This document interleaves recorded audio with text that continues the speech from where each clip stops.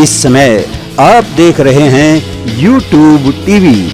अमन जी, मैं जब छोटा था तो हमारे पिताजी, मैं तो प्रधान जी के घर में ही पैदा हुआ हूँ, राजनीति के अंदर ही पैदा हुआ हूँ। तो मैंने ये देखा, मेरे पिताजी लगातार 20 वर्षों तक गांव के प्रधान रहे। और मैंने एक चीज़ सीखी अपने पिताजी से, वो किसी भी आदमी के साथ 36 बिरादरी में किसी भी व्यक्ति के जातिवाद का वो राजनीति नहीं करते थे।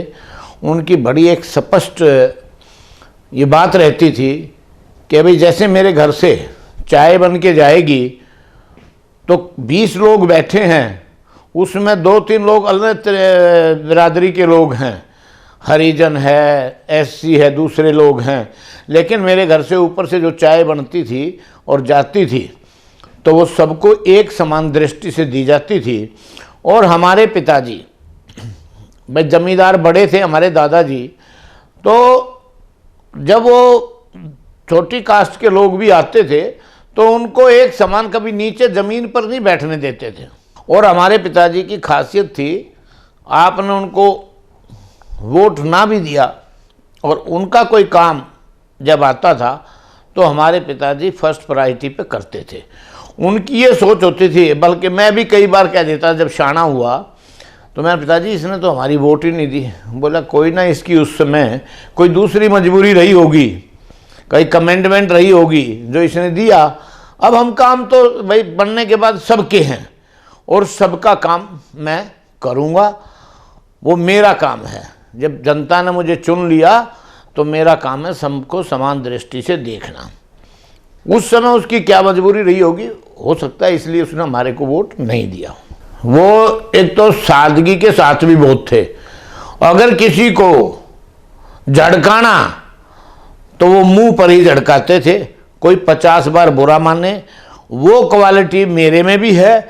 मेरे को बहुत सारे लोग कहते भाई साहब आप मुंह पे मत कहा करो। मैंने कहा भाई सुन, राजनीति है तो दोगली राजनीति अपने बस की नहीं, ना मेरे परिवार ने करी ना मैं करूं।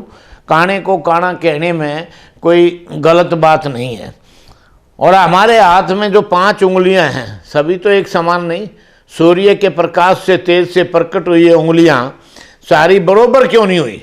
तो ठीक है, इसी तरह कोई आदमी 19 होता है, कोई 20 होता है, कोई 21 होता है, कोई 18 भी चलेगा। समाज में सभी लोगों का मान सम्मान करना चाहिए। राजनीति करते हो तो विशेष करके आप जिस दिन इस व्रत को धारण कर लेंगे तो आप सक्सेस हो जाएंगे और सफल हैं। और मैं आपको बताऊं, मेरी जो मजबूती की ताकत है वो मेरी ये कार्यशैली है और मैं भेदभाव नहीं करता। चाहे मेरे साथ मुस्लिम भाई भी आए, मैं कभी, सारा मुसलमान खराब नहीं है, कुछ मुसलमान होंगे, कुछ हमारी कास्ट में भी होंगे। हर कास्ट में कोई ना कोई शैतान प्राणी हो जाता है, लेकिन अपना प्रयास होना चाहिए। अगर वो गलत रास्ते पर, उसको सही रास्ते पर लाने का प्रयास जसवीर सोलंकी हमेशा करता है, करता रहेगा। देखिए, महिला क्या, काम तो सभी के लिए करना चाहिए। और मैं अमन जी आपको बताऊं कि जिस दिन मुझे पार्टी ने टिकट दिया और मैं सफल हुआ तो एक चुनाव में तो मैं अपना प्रचार के लिए वोट मांगने घर घर जाऊंगा, लेकिन जो मेरा अगला चुनाव होगा वो मेरा डेवलपमेंट पे और मेरे किए विकास के कार्य जो भी होंगे, और साथ में मेरे घर से सबको मान और सम्मान मिले, आए हुए को रोटी मिले, आए हुए को चाय मिले, इस प्रकार की मैं अपनी शैली रखूंगा। और वो जब होगा तो अगली बार जनता चुनाव मेरे लिए खुद स्वयं लड़ेगी, मेरे को इतना विश्वास है। देखिए, युवाओं की बात जहाँ तक है, मैं हर साल करीबन 8-10 साल, मेरे गांव का, मेरा नाम राष्ट्रीय एक लड़का था, उसकी डेथ हो गई थी। उनके दादाजी ने उनको बेल मार दिया और वो कई ऐसी जगह लगी जिससे गुस्से में, वो क्रिकेट खेलता था, बहुत अच्छा खिलाड़ी था। उसकी डेथ के बाद मैंने हर साल करीबन 10 साल मैंने हर साल गेम कराता था, उसमें सहवाग तक ने पार्टिसिपेशन किया है। और आप मानेंगे अमन जी, आज से 10-15 साल पहले मैं ट्रैक सूट, भले ही वो 450 का आता था, जो आज 5000-6000 का है, मैं रीबॉक के एक टीम का वाइट कलर, एक टीम का ब्लू कलर, एक टीम का ग्रीन कलर, एक टीम का मर्जेंडा कलर। तो इस प्रकार के मैं ट्रैक सूट्स भी हर एक टीम के लिए अलग अलग बनवाता था और प्राइस बहुत अच्छा रखता था। और वो पैसा मेरे पास मेरे अपने संसाधनों से या मैं मटियाला इंडस्ट्रियल एसोसिएशन का प्रेसिडेंट होने के नाते मेरे तमाम फैक्ट्री वाले मुझे कंट्रीब्यूशन देते थे और गेम कराता था। वो गेम ऐसे ही आगे स्पोर्ट्स का है, दौड़ का है, तो ये चीज़ सारी होनी चाहिए जिससे नौजवान आगे बढ़े। आजकल आपको पता है स्पोर्ट्स में जहाँ एक बार गोल्ड मेडल आ गया तो करोड़ों वो आदमी अपने आप हो जाता है। तो टैलेंट हमारे देश में युवाओं में जो है, और भारतवर्ष 65% से ज़्यादा युवा है, और वही हमारी आज जो हम सुपर पावर बनने की ओर अग्रसर हैं, तो वो हमारा सबसे बड़ा युवा होने के नाते होगा। अभी जैसे अग्निवीर पे बहुत सारे लोग, विपक्ष के लोगों के पास कोई और मुद्दे नहीं हैं तो अग्निवीर को ही वो छेड़ते हैं। अग्निवीर में अब जैसे इजराइल चारों तरफ से मुस्लिम कंट्रियों से घिरा हुआ है, उसकी पॉपुलेशन मुश्किल से 25-30 लाख रही होगी, और वो सबसे पावरफुल है। चाहे उसके कंट्री में करोड़पति आदमी है, चाहे कैसा भी व्यक्ति है, उसको 3 साल की ट्रेनिंग आवश्यक। ठीक उसी कंसेप्ट पे हमारे आदरणीय प्रधानमंत्री नरेंद्र मोदी जी इस स्कीम को लेकर के आए हैं, क्योंकि आने वाले समय में युवाओं की जरूरत होगी। ट्रेंड युवा होंगे, उनके बाद 25% उनको मिलिट्री में ही लिया जाएगा, 25-30% स्टेट ने, सभी राज्य की सरकारों ने कहा अभी हम उनको अपने यहाँ अकोमोडेशन देंगे, रिक्रूटमेंट देंगे। कोई बैंक में जाएगा, कोई पैरामिलिट्री फोर्स में जाएगा, दूसरे फोर्सेस में जाएगा, और उसको एक मुश्त 4 साल जब रोजगार कर लेगा तो वो रोजगार करने के बाद उसको 11 लाख 10 लाख रुपए मिलेगा। अभी जैसे आपके हरियाणा में ही सैनी जी ने कहा है कि 5 लाख रुपया हम उसको विदाउट इंटरेस्ट लोन देंगे, और 15 लाख रुपए जब उसके पास होगा तो अपना सेल्फ एम्प्लॉयमेंट भी कर सकेगा। और प्राइम मिनिस्टर कौशल योजना के अंतर्गत कोई किसी तरह की छोटा मोटा स्मॉल स्केल इंडस्ट्री लगाएगा, अपना तो वो रोजगार करेगा ही करेगा, लेकिन आसपास के गांव में भी 5-7-10 लोगों को नौकरी देने के लिए वो आत्मनिर्भर होगा, तो देश तरक्की करेगा या देश पीछे जाएगा। मुझे कोई ये विपक्ष का नेता ये बताए कि वो क्यों हाहुल्ला मचा रहे हैं। हाँ ठीक है, आप ये डिमांड कर सकते हैं कि 4 की बजाय उसको 5 साल का नौकरी का। अभी आप देखिए कमीशन प्राप्त करते हैं बहुत सारे लोग, और वो 15 साल 14 साल जो नौकरी करते हैं उसके बाद रेजिग्नेशन दे के वॉलंटरी रिटायरमेंट ले लेते हैं, VRS लेके अपने घर आ जाते हैं। तो युवाओं को और युवाओं का भविष्य इस देश में देखो, पहले एजुकेशन हमारी इतनी नहीं थी। आज मैं अपना उदाहरण आपको देता हूँ। मेरा एक बेटा आयरलैंड में साइंटिस्ट है। आज इंडियन रुपीस में उसको 1,51,00,000 का पैकेज है सालाना, और उसको गाड़ी दी हुई है कंपनी ने, BMW, मर्सिडीज, कोई भी। अगर वो साइंटिस्ट बनकर यहाँ इस अपने इंडिया में आके काम करता है तो उसको 24-25 लाख रुपया सालाना का पैकेज मिलेगा। वहाँ वो कितना भी खर्च कर लेगा, वातावरण कितना साफ सुथरा है, आयरलैंड में है। दूसरा बेटा मेरा सिविल इंजीनियरिंग करके वहाँ मास्टर करने गया। आजकल डिजिटल मार्केटिंग का बहुत स्कोप है, तो उसने कहा पापा मैं ये करूँगा। मैंने बड़ी खुशी से उसको कहा जाइए, तो बोला, मैंने कहा कहाँ जाएगा? बोला मैं भाई के पास ही जाऊँगा। मेरे बड़े बेटे ने उसको बुलाया और वो फर्स्ट क्लास से पास हुआ है, तो मुझे बड़ी खुशी हुई। बेटे की शादी मैंने राजस्थान की, वो बेटी भी मेरी वहीं जॉब कर रही है। तो हिंदुस्तान के लोग और हिंदुस्तान का नौजवान बच्चा आज एजुकेशन के जरिए बहुत विदेशों में भी जा रहे हैं और हमारे देश की तरक्की कोई दुनिया की ताकत रोक नहीं सकेगी और हमें सुपर पावर बनने से भी मोदी जी जैसे योग्य नेतृत्व के कारण आगे बढ़ेगा और बढ़ता रहेगा। देखो जी, मैं तो सच्चाई में आप मेरे से पूछना चाहें तो मैं तो फैन मोदी जी का हूँ, उसके साथ साथ आदरणीय योगी जी, उसके साथ साथ हमारे शर्मा जी असम के मुख्यमंत्री जो कांग्रेस से आके हैं।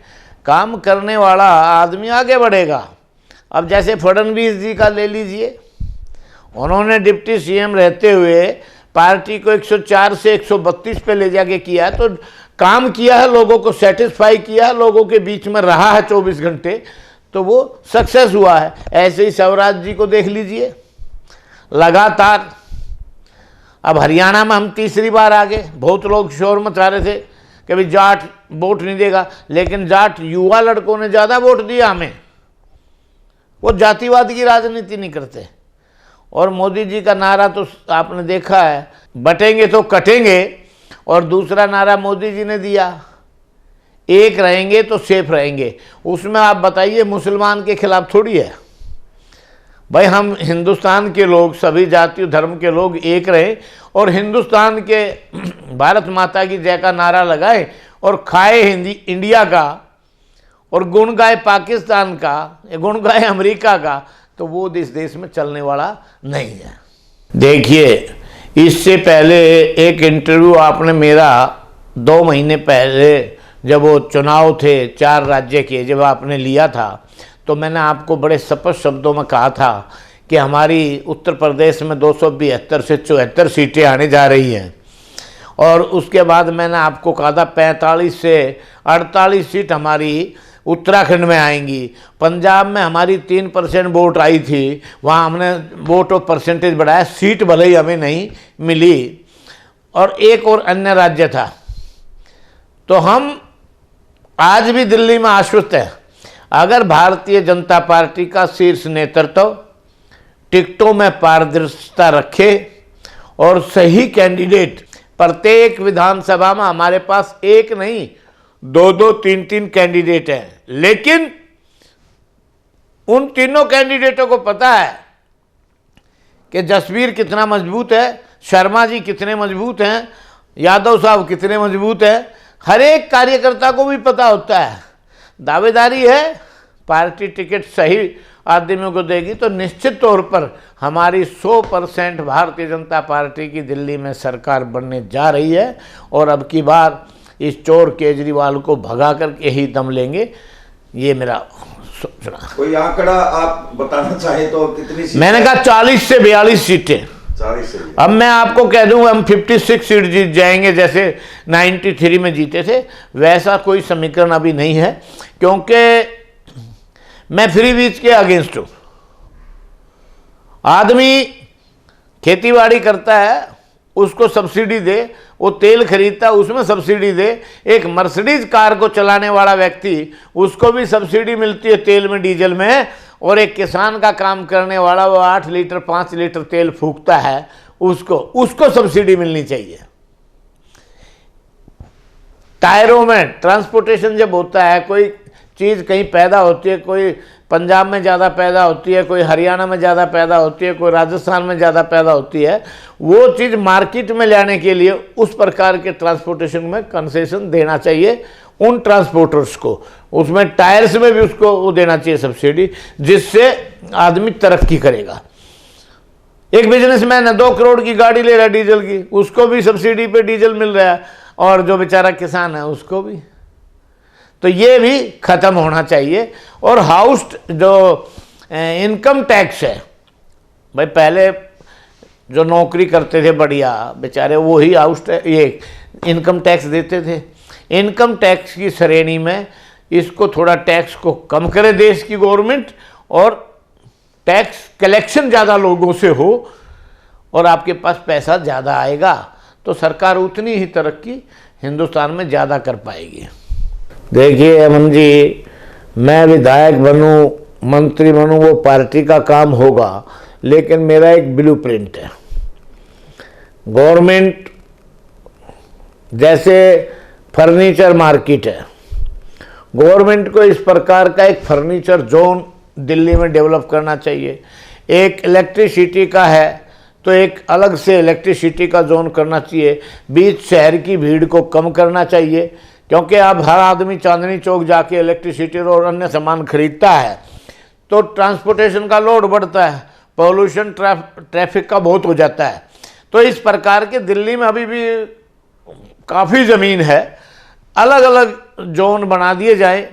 भाई यहाँ स्मॉल स्केल इंडस्ट्री ये चीज़ प्रोडक्शन करती है, यहाँ ये चीज़ करेगी। जैसे सदर बाजार है, और सदर बाजार की तर्ज पे ऐसे भी एक दो बाजारों का निर्माण करे जहाँ नई चीज़ें आएंगी। देखो आपके परिवार में एक दुकान कर रहा है, बेटा भी वही है, और दो जगह आप वहाँ भी रख सकेंगे वहाँ के लोगों के लिए, और दूसरी जगह जाएगा तो लोग आसानी से पहुँचेंगे और वहाँ भी रोजगार मिलेगा। तो एक दुकान से 3 दुकानें बनेंगी तो 10 लोगों को रोजगार मिलेगा। अभी तो 2 ही 3 लोगों को रोजगार होता है वहाँ, एक नौकर होगा, एक बेटा होगा, एक बाप होगा। तो इस प्रकार की, और जनता को फैसिलिटीज मिलेगी घर के पास। इस प्रकार के जोन, जैसे चाइना में, चाइना का तरक्की करने का कोई बहुत बड़ा वो थोड़ी है। और एग्रीकल्चर की बात है, एग्रीकल्चर में हमें सब्सिडी गवर्नमेंट दे रही है। मैं तो मोदी जी से प्रार्थना करूंगा कि मार्च का अब हमारा आएगा बजट, उसमें जो किसानों को 6,000 रुपये दे रहे हैं, किसानों को कम से कम 12,000 रुपया सालाना कर देना चाहिए, और फ्री बीज कुछ ना दे। और गरीब के पेट में दो आप, जब अनाज के भंडार हमारे भरे पड़े हैं, किसान प्रोडक्शन ज़्यादा कर रहा है, तो वो स्टोर में रह के खराब होने के बजाय अगर किसी गरीब के पेट में जाता तो इसको फ्री बीज ना कहिए।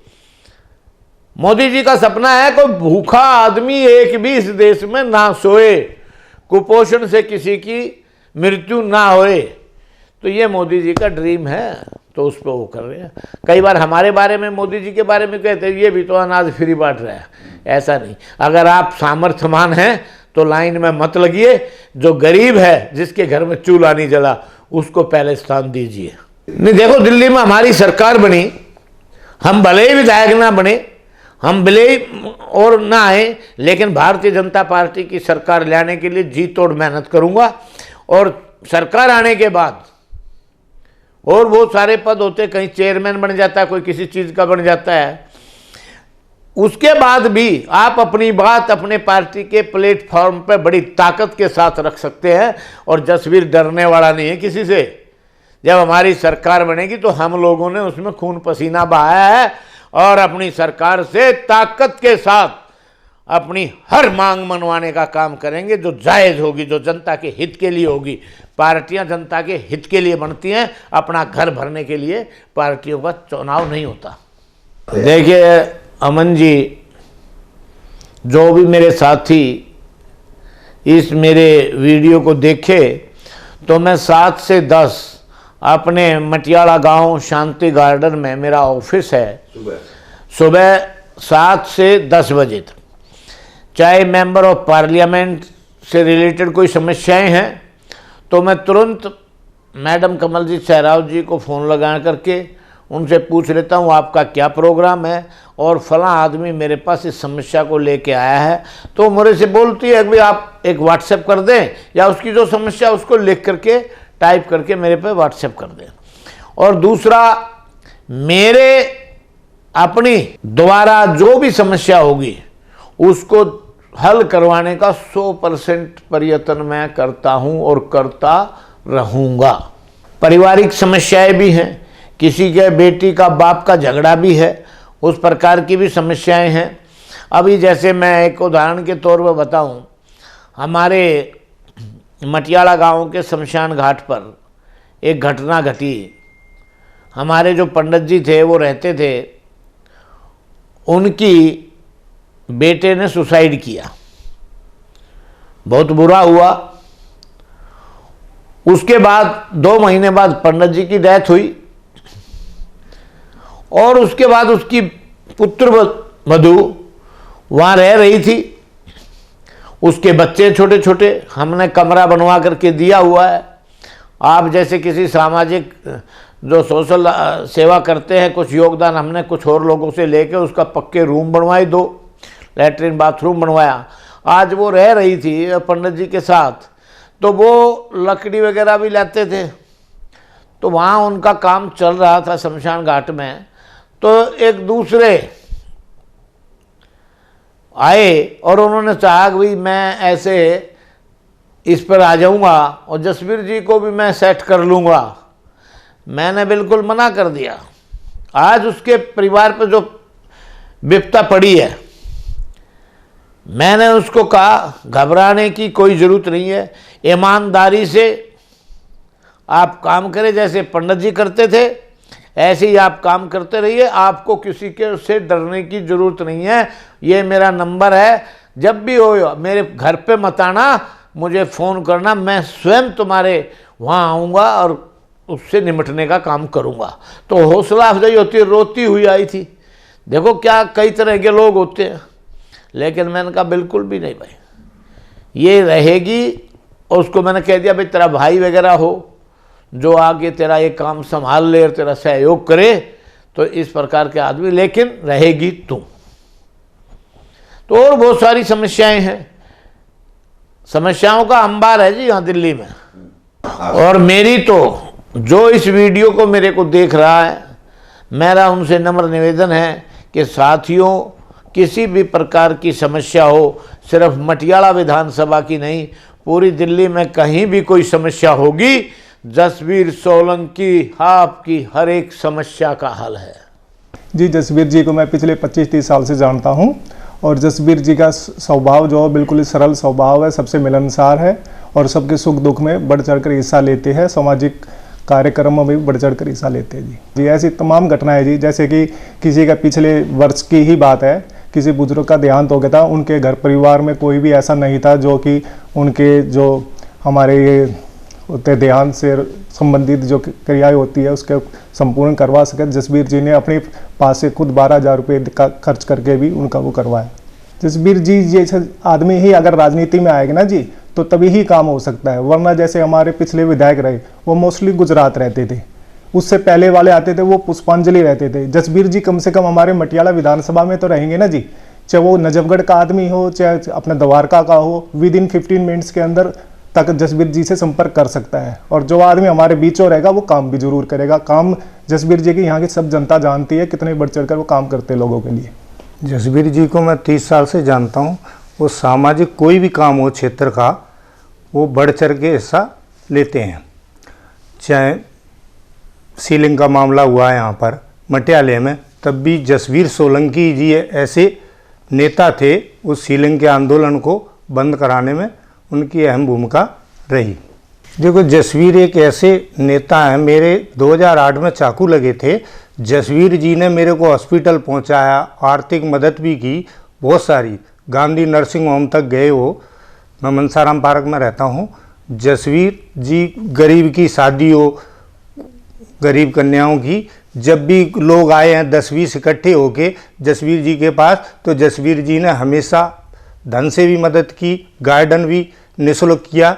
हर एक काम में जसवीर जी पूरी विधानसभा में साथ रहते हैं। तो एक समय ऐसा था, कोरोना काल का जो समय था, जिसमें पूरा लोग एक दूसरे से मिलना भी, मतलब एक परिवार का आदमी भी एक दूसरे से नहीं मिलता था। उस समय में, उस विपत्ति के समय में लोगों को जगह जगह पर राशन वितरण करना और किसी को जो गैस सिलेंडर होता है वो उपलब्ध कराना, जो कि गैस सिलेंडर बहुत ही मुश्किल से उपलब्ध होता था, और गरीब कन्याओं की शादी करना, ये इस तरह के तमाम ऐसे अनगिनत ऐसे कार्य हैं जो मैं आपको पेपर लेके बताऊंगा तो आप पूरा मतलब के पेज फिल हो जाएगा। लेकिन इनके जो व्यक्तित्व के बारे में और जो इनके व्यवहार के बारे में आप सुनोगे तो वो कम ही है हमारे सामने। हम भगवान से इनके दीर्घायु की प्रार्थना करते हैं और यह कामना करते हैं कि अगर हमारे क्षेत्र में अगर विकास करना है तो सिर्फ एक ही व्यक्ति विकास कर सकता है, वो है भाई जसवीर सोलंकी, जो कि हर काम को पूरी दृढ़ मतलब निश्चय से करते हैं और पीछे कदम नहीं हटाते। हमारे क्षेत्र में शिव कुमार नाम के एक व्यक्ति हैं जिनके ऊपर चाकू से हमला हुआ था। और उस समय पर मैं भी मतलब कि मेरी आयु कम थी, लेकिन मैं उस टाइम देख रहा था जिस तरह से जसबीर जी को कॉल किया और वो तुरंत वहाँ पर गए और उनको तुरंत हॉस्पिटल पहुँचाया और उनको जो भी इलाज हुआ उनका, उसमें हमेशा पूरी रात उन्होंने मॉर्निंग तक उनकी देखरेख करी। देखो जी, जसबीर सोलंकी जी हमारी भारतीय जनता पार्टी के मजबूत आदमी है। दूसरी बात, मैं उनसे 7 साल का था जब से जुड़ा हुआ हूँ, मेरे को आज 22-23 साल हो गए उनसे जुड़े हुए। और जसबीर नेताजी अपने क्षेत्र के लिए बढ़ चढ़ कर हर काम में कार्य करते हैं। दूसरी बात, उन्होंने कोरोना काल में सब जो जितने भी गरीब थे, रोटी राटी खाना पीना सारा ही उन्होंने प्रोवाइड कराया, दवाई दूरी हर चीज़ में उन्होंने बढ़ चढ़ के भाग लिया है। और हमारे जसबीर नेताजी बहुत ही नेक इंसान है, नेक दिल के इंसान है। इन्होंने जितना भी हमारे मटियाला विधानसभा मटियाला क्षेत्र के लिए करा है, इतना हमने तो किसी के ना देखा ना सुना है जी। आज भी हमारे क्षेत्र में कुछ भी ना होने के कारण, ओनली भारतीय जनता पार्टी के सदस्य होने के कारण इन्होंने इतना कार्य किया है। आज के टाइम पे भी हमारी मैडम जी थी कमल जी सहरावत जी, उनके साथ भी इन्होंने रह के कार्य किया है, पूरा सहयोग किया है। यहाँ से लेके अपना मादीपुर से लेके नजफगढ़ क्षेत्र सारे इन्होंने सब हमारे नेताजी ने कार्य किया है। और हमारे नेताजी सबसे श्रेष्ठ नेताजी हैं और सबसे बढ़िया विचार है इनके। और हम तो यही कहते हैं अब की बार भारतीय जनता पार्टी इनको टिकट दे के और इनका सम्मान करे, मान रखे। और अब की बार यही हमारी गुजारिश है। और हम तो यही कहेंगे कि हमारे जसबीर नेताजी को हर चीज़ से इनका सहयोग करें और हम इनके साथ हैं। जितने भी गरीब हैं, युवा हैं, सारे ही इनके साथ रहते हैं। हजारों तादाद में इनके साथ लड़के जुड़े हुए हैं, कई प्रकार के कई हर चीज़ में इन्होंने बढ़ चढ़ के काम किया है। सर ऐसा है, हमारे जसबीर नेताजी का एक लड़का जो वर्कर था लाइट का हमारे फार्म हाउस में शांति गार्डन के, तो उसको लाइट के वजह से करंट लगने के कारण उसकी डेथ हो गई। हमारे जसबीर नेताजी ने उनके परिवार का पूरा ध्यान अब तक, अभी भी मेरे सामने पिछले नवंबर में शादी करी, पूरा 5 भाइयों ने जसबीर नेताजी के साथ, जितने भी 4 भाइयों ने और 5 में जसबीर नेताजी ने होके साथ दिया। और उनकी पूरा तहे दिल से यहाँ से लेके गाँव तक पूरा सहयोग करते रहे हैं। दूसरी बात, हमारे जितने भी मटियाले में हैं, मटियाले में फैक्ट्रियों के टाइम उस टाइम पे सारी फैक्ट्री बंद करने के लिए हमारे नेताजी ने बढ़ चढ़ के सब के लिए साथ दिया और सब के साथ खड़े रहे। और इन्होंने जितना कराया जी, मैं तो कहूँगा और कोई कर ही नहीं सकता है। हमारे मजबूत जो हैं हमारे जसबीर नेताजी है। बाकी जी देखो, जो अब भारतीय जनता पार्टी चाहेगी तो मजबूत से मजबूत जब बनेंगे, जब कुछ सिस्टम हाथ में होगा जी। देखिए, जसबीर जी से और उनके परिवार से हमारा मैं जानता हूँ 35 साल से इनको। बहुत ही सज्जन और नेक आदमी हैं और धर्म के प्रति और सामाजिक कार्य के प्रति बहुत अच्छा दिल से काम करते हैं। हमारे अभी सीवर ख़राब हो जाएं, कभी हमारे पानी की लाइन नहीं आ रही है, कभी गैस नहीं आ रही है, सभी काम इन्होंने कराया। जितनी हमारी गलियां थी इन्हीं के हाथों से कराए गए हैं। और कॉलोनी के अंदर बहुत ही अच्छे इंसान है। जिसकी भी कोई दुख है, तकलीफ़ है, शादी है, ब्याह है, जसबीर जी हमेशा बढ़ चढ़ कर आगे होकर कार्य करते हैं। और इनको सभी दिल से, सभी कॉलोनी के लोग, परिवार के लोग दिल से अपने बच्चे के बराबर प्यार करते हैं, मन से इनका इज्जत करते हैं। तो यही कारण है कि ये बहुत ही सज्जन आदमी है और बहुत अच्छा काम करते हैं। इनका परिवार भी बहुत सुलझा हुआ, समझा हुआ और पढ़े लिखा परिवार है। बहुत अच्छे लोग हैं, सभी भाई मिलजुल कर रहते हैं। ख़ास तौर पर जसबीर जी का मेरा 35 साल से उनके साथ उठना बैठना है।